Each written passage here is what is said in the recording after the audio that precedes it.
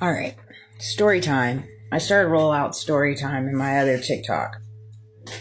I think that might be part of what got fluffered. What got a little fluffered. So, I feel compelled to do a little story time. For entertainment purposes only. Enter at your own risk. Take away what resonates. Leave the rest. TikTok. This is my perceptions, my perspectives, my story time, my testimony, my truths. So last night I was just having a conversation with my mom and connected a few dots. So when I did my birthing chart on ChatGPT, it was weird because, and again, I recognize that ChatGPT can be weaponized. It's all formulated. There's certain instances on the back end where, like, if you say something, it automatically flags something, and so it pushes back something out to you, right? Because that's just the genetics of weaponization. And I recognize that. That's why you have to use your own discernment, intuition, intuitive knowing, and your gut feeling, right? And so when I use ChatGPT, I use it with an open mind in reference to my discernment and my intuitively knowing, right? And so when I put in my birthing chart last night, I said I was born on October 23rd, 1984, right? And it was weird because it pushed back out to me, my birthing chart, but it said I was born at like six like something in the morning, 6 something in the morning. And it was bizarre because I'm like, where'd it gather that information? Right? Because it's like, I didn't put that in there. I just put my birthday in there. Right? And so I then went and asked my mom what time I was born because I was curious. I was like, golly, that's really accurate. Like, that's really pinpoint information that ChatGPT just spit out to me. And I didn't ask for it. So where's that coming from? Right? And so I asked my mom and she's like, you were born at night. And that I was like, well, that's weird. And then that's when she brought me my baby book that clear as day shows that I was born at 6:29 in the morning, or I'm sorry, 6:29 in the evening. And ChatGPT said I was born. What time did it say? This is where it gets good. This is where it gets interesting. And see, this is where I'm showing you that things can be so manipulated. So that said, I was just talking to my mom about it and she's like, that's so weird. I was like, well, yeah, I mean, it is. I was like, but mom, you got to understand, like, everything around you can be weaponized. Like, when I started in 2015 is when I ran into my ex-husband and reconnected with him in 2015. And 2015 is when I started that job. And that's really when my world started changing. It was, and then now looking back since 2015 in the last decade, it's as if I've been living in a world where I thought I had control, but I had no control.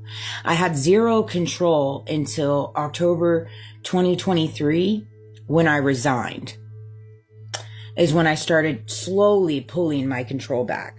But mind you, again, 2015 is when I reconnected with my ex-husband and started working at that company. And ever since that moment, my life has been absolutely just straight chaos between the marriage, the divorce, all that jazz, between everything that's come at me at my work world, on top of everything in and out of outside of that, right? And it's all interly connected. And I see that now.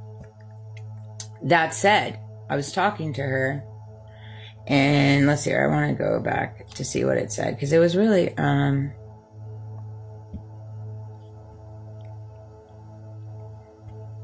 on guys. It said 6:56 a.m. Chart based on the planetary positions, October 23rd, 1984 at 6:56 a.m. This is what I put into ChatGPT. All right, 432 as I say that.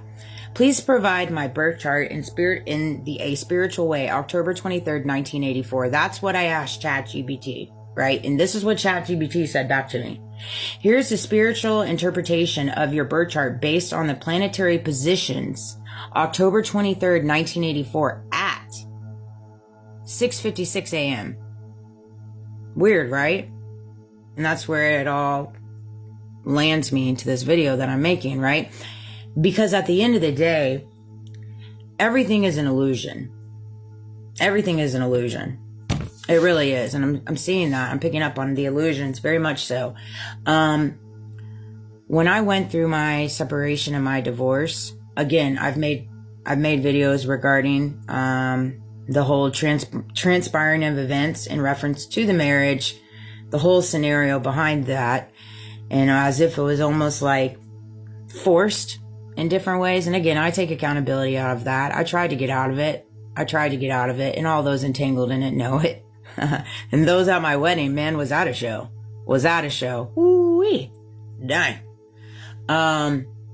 You could tell compared to me then and me now, polar different. You could tell that I was being suffocated in so many different ways. And I allowed it because of the brokenness within me.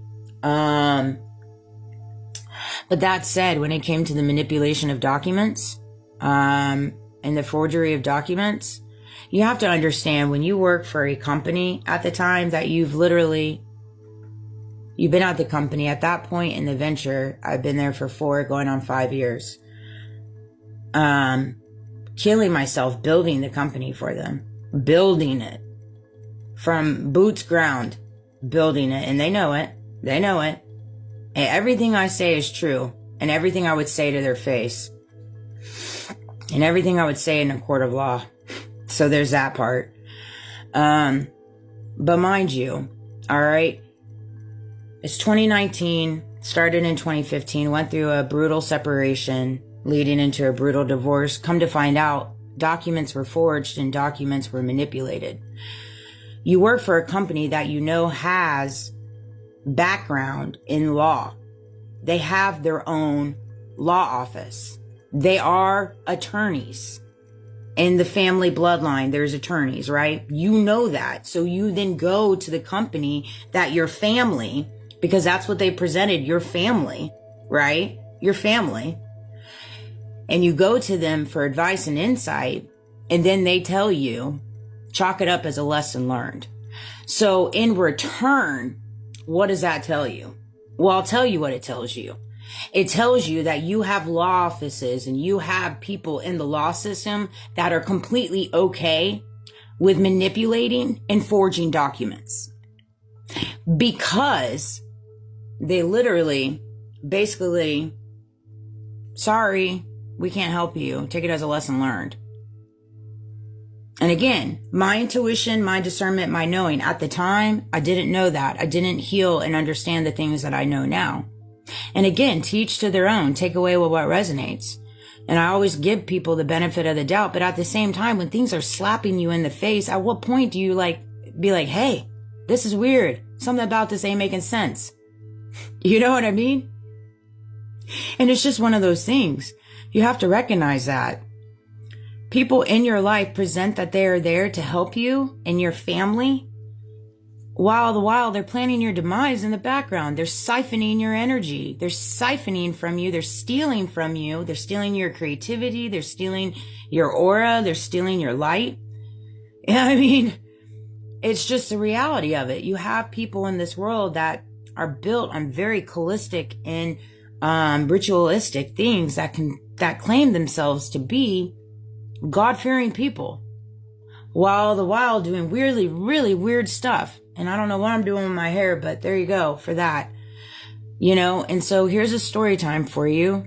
But I was just talking to my mom about it, and, that's just a part 9/11. As I say, it's a part of my storyline. I've healed through it. No bad blood. But am I going to speak my truths and, let people know the real truth aside from the narratives that have been spun? I sure am. You need to be aware of your surroundings. Open your eyes, mind, body, and soul. Ask yourself, are you in a world where people are helping you and lifting you up and supporting you truly? Or are they supporting you at an arm's length so they can gain and profit from you? You have to ask yourself that, because in all different facets, we all deal with these different things. Every single one of us.